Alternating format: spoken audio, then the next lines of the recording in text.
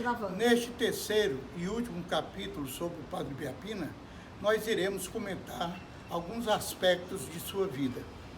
Padre Biapina passou os últimos 10 anos de sua vida na Casa de Caridade de Santa Fé, no município paraibano de Solânia. Ele chegou lá em 1873 e permaneceu até sua morte em 1883. Foi enterrado lá e hoje é lugar de romaria e veneração. Padre Biapina, em 1876, sofreu um AVC quando fazia as Santas Missões na Vila do Triunfo, no interior de Pernambuco, que provocou total paralisia de suas pernas. Ficou paralítico, preso a uma cadeira de rodas e não mais saiu da Casa de Caridade de Santa Fé.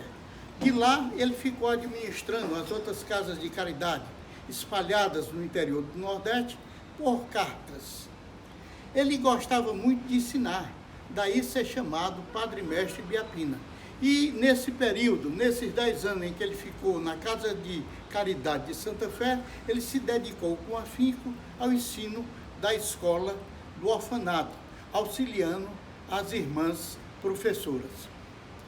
Padre Biapina construiu, ao longo de sua carreira sacerdotal, 22 casas de caridade, 10 igrejas, 9 cemitérios, 4 hospitais, uma casa paroquial, um gabinete de leitura e um açude.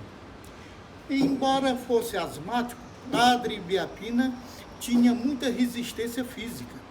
Nas santas missões que realizava nas vilas e cidades interioranas, ele passava o dia administrando as construções e à noite na igreja, confessando, celebrando missa, batizando, fazendo casamentos, etc. Das numerosas beatas do Padre Biapina, a que mais se destacou foi a irmã Vitória de Santa Júlia e Biapina. E o beato mais famoso foi o mestre-escola irmão Antônio Modesto de Maria e Biapina.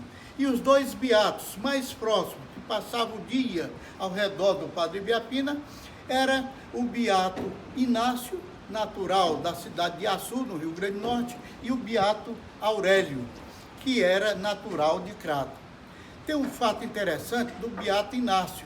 Na grande seca de 1877 a 1879, a maior seca do século XIX, a fome foi muito grande no Nordeste brasileiro. E as casas de caridade ficaram sem alimentação. E Padre Biapina deu uma carta de recomendação ao beato Inácio e mandou para o Rio de Janeiro, para ele tirar esmolas lá no Rio de Janeiro.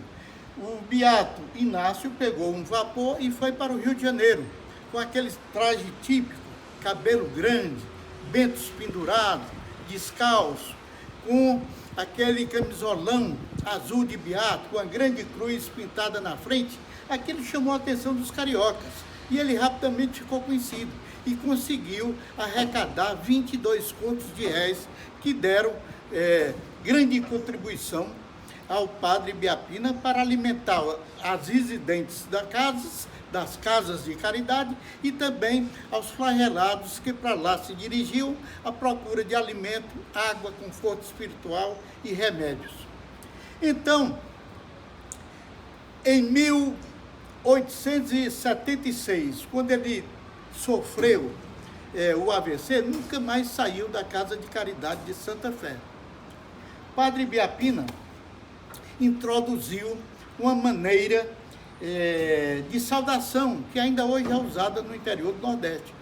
Quando alguém chegava em uma fazenda, em um sítio ou mesmo em uma casa, dizia: louvado seja nosso Senhor Jesus Cristo, e alguém da casa respondia: para sempre seja louvado.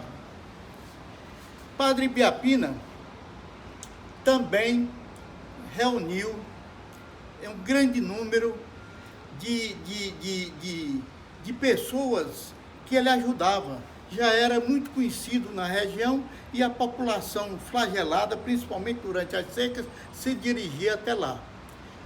O grande biógrafo do Padre Biapina, o historiador paraibano Celso Marques Paris o denominou de apóstolo do Nordeste.